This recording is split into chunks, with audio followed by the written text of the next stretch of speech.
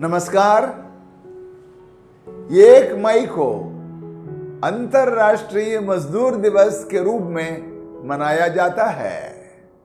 इसे अंतर्राष्ट्रीय श्रमिक या श्रम दिवस भी कहा जाता है। इस दिन को मई दिवस कहने की रिवाज भी आम है।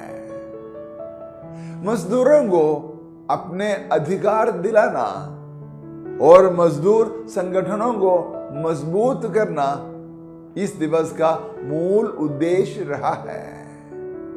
आज की तारीख में दुनिया के कुछ 80 से ज्यादा देशों में यह दिन मनाया जाता है। अगर इतिहास के झरोखे से देखा जाए तो मजदूरों के अधिकारों के लिए जो लोग लड़कर शहीद हुए थे उन्हें याद करना भी इस दिवस का एक खास मकसद रहा है। इस दिन को शांति व साम्यवाद के लिए मजदूरों के संघर्ष और समारोह के रूप में याद किया जाए, यही जायज है। 1886 में शिकागो में अमेरिका के मजदूर संगठनों ने काम का समय 8 घंटे से ज्यादा रखने के खिलाफ हड़ताल की थी। इस मांग को जीतना और इस जीत को मनाना इस दिवस के मूल में है। साथ ही अमेरिकन फेडरेशन ऑफ लेबर द्वारा 1 मई को चलाई गई मुहिम 4 मई को हेयर मार्केट अफेयर में कुछ जानों की शहादत के रूप में चरम पर आई। आगे चलकर यह दिन दुनिया भर के मजदूरों की भलाई में एक महत्वपूर्ण घटना के रूप में उभरा है। इसके लिए उस समय के साम्यवादी, सामाजिक और लोकतांत्रिक दलों व मजदूर संगठनों का सलाम किया जाना चाहिए। लगता है मजदूर दिवस ही दुनिया का सबसे पुराना अंतर्राष्ट्रीय दिवस है और उस रूप में यह जायज भी है।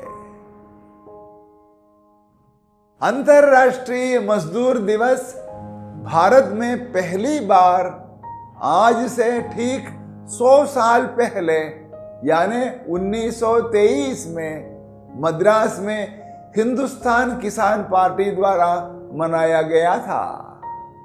किसान मजदूर संघ के नेता कामरेड सिंगरावेलु चेट्टियार ने मद्रास के उच्च अदालत के सामने इस दिन को छुट्टी के रूप में मंजूर करने की गुजारिश की थी। इसलिए इसे मद्रास दिवस भी कहा जाता था। तब से लेकर यह दिन भारत के मजदूरों की समस्याओं की ओर जागरूकता फैलाने के लिए एक परंपरा बनकर उभरी। फिर भी भारत में मजदूर दिवस महज राज्य स्तर की छुट्टी होती है, देश के स्तर की नहीं। विविध राज्यों में अपने अपने सूबे की भाषा में इस दिन के अलग अलग नाम भी होते हैं। कुछ 125 साल के इतिहास में करीब करीब सभी देशों में संयुक्त राष्ट्र संघ के स्तर पर भी बहुत श्रम कानून बने हैं। कुछ 100 साल के भीतर भारत में भी राज्यों व देश के स्तर पर श्रमिकों के सिलसिले में बहुत नियम बनाए गए हैं। मनमानी, शोषण आदि हालातों से एक दूसरे को बचाते हुए काम करने वालों, काम करवाने वालों और सरकार के बीच तालमेल को तय करना इन श्रम कानूनों का मकसद है। साथ ही कामगारों का न्यूनतम वेतन, भविष्य निधि या कल्याण निधि, सामाजिक सुरक्षा, दुर्घटनाएं प्रसूति, बीमारी, छुट्टियां, बोनस आदि तमाम मसलों पर नियम बने हुए हैं। काम करवाने वालों और काम करने वालों के दरमियान कर्तव्यों व अधिकारों का संतुलन बनाए रखते हुए श्रमिकों और कारखानों की दशा और दिशा दुरुस्त रखने में इन कानूनों की सार्थकता है। जाहिर सी बात है कि मजदूर या कामगारों के बगैर इंसान की जिंदगी क्या, यह दुनिया भी कतई नहीं चल सकती। घर, संस्था, कारखाना, व्यवसाय, देश, समाज आदि को खड़ा करने से लेकर उन्हें सुचारू रूप से चलाने में भी काम और मेहनत का ही करिश्मा झलकता है। यह दिन इन हकीकतों को भी जाहिर करता है।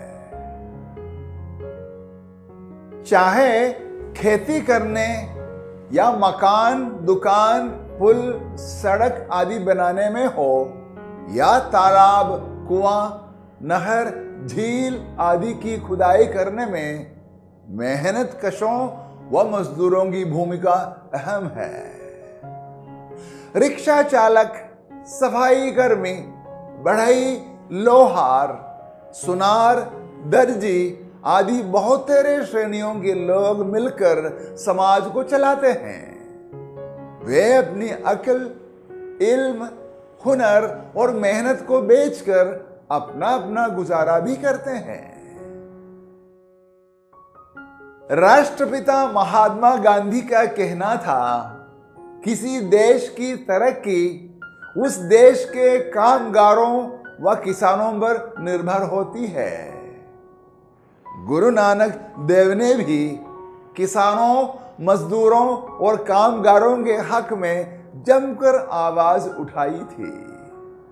इसी दिशा में मजदूरों की भलाई के मद्देनजर वामपंथियों व मजदूर नेताओं द्वारा केरल में खास और भारत में आम स्तर पर किया गया योगदान काफी सराहनीय भी रहा है। साफ है, मजदूरों की खड़ी मेहनत का सम्मान करना हर इंसान का फर्ज है। मजदूरों व कर्मचारियों के साथ जाति, धर्म, लिंग, भाषा, विकलांगता आदि को लेकर किसी भी प्रकार का फर्क नहीं करते हुए हर काम का सम्मान किया जाना चाहिए।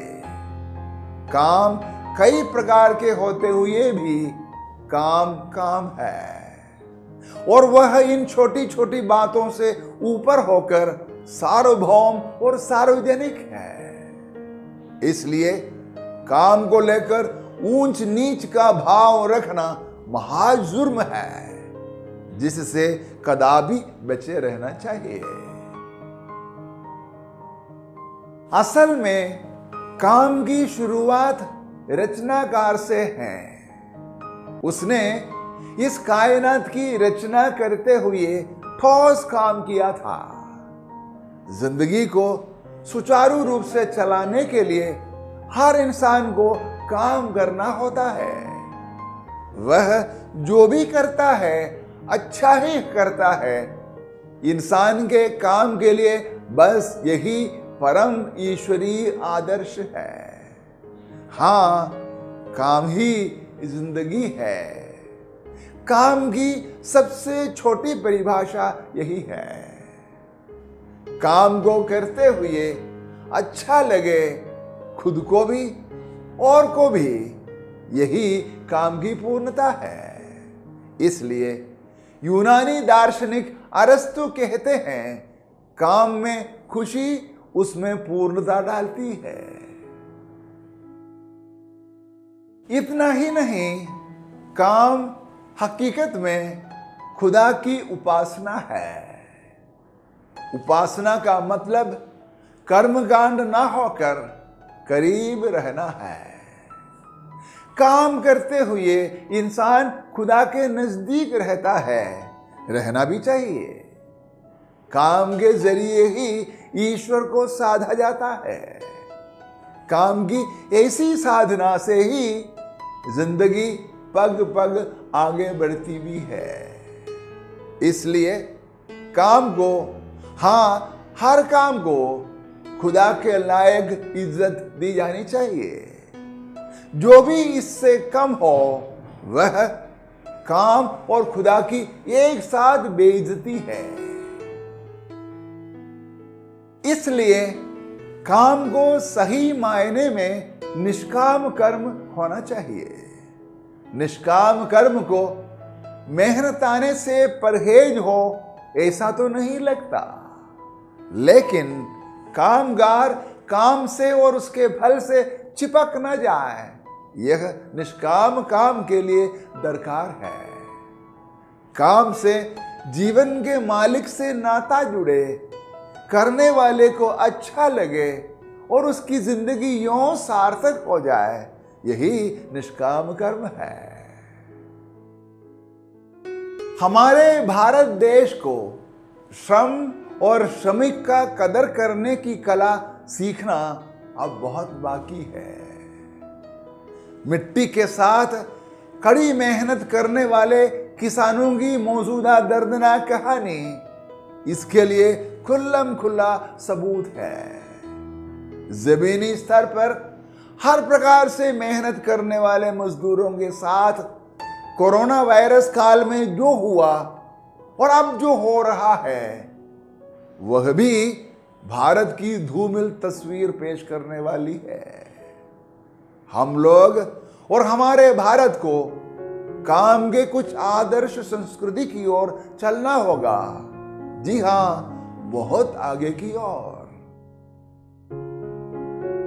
अंतरराष्ट्रीय मजदूर दिवस 2023 के महत्वपूर्ण अवसर पर institute of harmony and peace studies नई दिल्ली की तरफ से मेरी यह कामना है कि मजदूर, किसान व मेहनतकश बहनों और भाइयों को अपने काम के लिए भरपूर इज्जत मिले। साथ ही काम को लेकर ऊंच नीच का फर्क नहीं करते हुए काम करने वाले अपनी जिंदगी और ईश्वर की साझी साधना के रूप में काम करना सीख लें। इतना ही नहीं, हमारा भारत काम की नैतिक, सांस्कृतिक और आध्यात्मिक तहजीब की ओर विकास और प्रगति करें।